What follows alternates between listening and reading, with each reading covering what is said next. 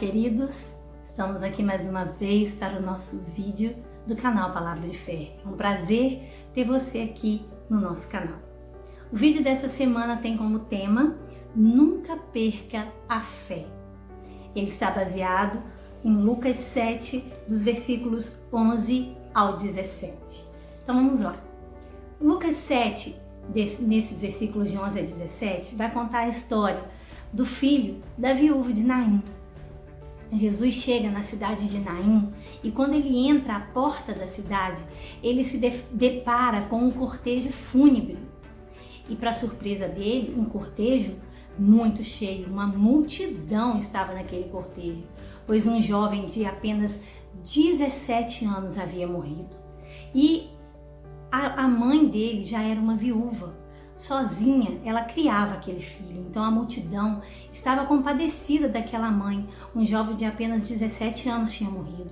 Jesus também teve compaixão daquela mãe. Quando ele se aproximou, ele chegou perto daquela mãe e o versículo 13 de Lucas 7 vai dizer assim: depois, ao vê-la, o Senhor se compadeceu dela e disse: não chore. Aproximou-se e tocou no caixão, e os que carregavam pararam. Jesus disse: jovem, eu digo, levante-se. O jovem sentou-se e começou a conversar, e Jesus o entregou à sua mãe. Aquela multidão ficou cheia de temor e começou a louvar a Deus e começou a dizer: um grande profeta surgiu entre nós, louvado seja o nome do Senhor. E aquela notícia se espalhou por toda a cidade e todo o povo começou a adorar e a louvar a Deus por aquele feito. Essa foi a primeira vez que Jesus ressuscitou um morto. Depois Jesus veio ressuscitar Lázaro e ressuscitou a filha de Jairo. Mas na Bíblia o primeiro relato de uma ressurreição foi o filho da viúva de Naim. Somente depois a gente tem o relato de Lázaro e da filha de Jairo. E aí nós vamos tirar 3 lições com a ressurreição do filho da viúva de Naim. Eu quero trazer para a nossa vida, para o nosso foco hoje, 3 lições que são: nada foge do controle de Deus. Nada. A nossa primeira lição é: nada foge do controle do nosso Mestre. Deus tem um propósito em todas as coisas.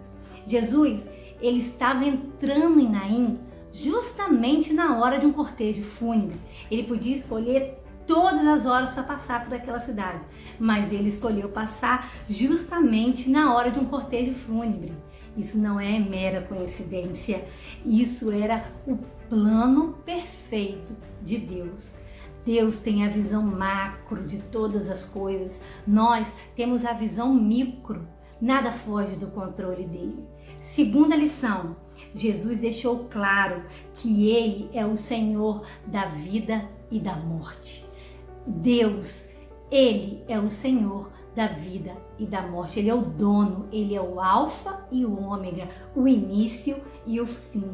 E outra coisa que Jesus pôde demonstrar ali naquele momento, que não somente a viúva aprendeu essa lição, que ele é o dono da vida e da morte.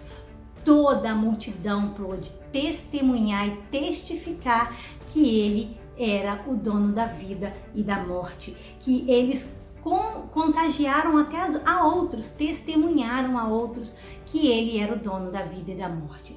E terceira e última lição: diante de todas as dores, Deus irá te mostrar o caminho a seguir. Nunca perca a sua fé, ele te guiará corretamente. Diante de todas as suas dores, ele te mostrará o caminho. Nunca desista, nunca perca a fé. O Senhor está contigo. Eu não sei qual a sua luta nesse dia, eu não sei qual a sua dificuldade.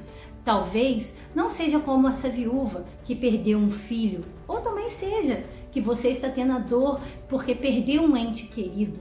Talvez você está sofrendo de uma doença nesse momento e você precisa de um milagre. Clame a Jesus, peça ao Mestre que ele passe pelo seu caminho. Peça a ele para te tocar na sua ferida, tocar onde está doendo neste momento, para que ele abra a sua ferida e cure e restaure de acordo com o propósito dele em sua vida.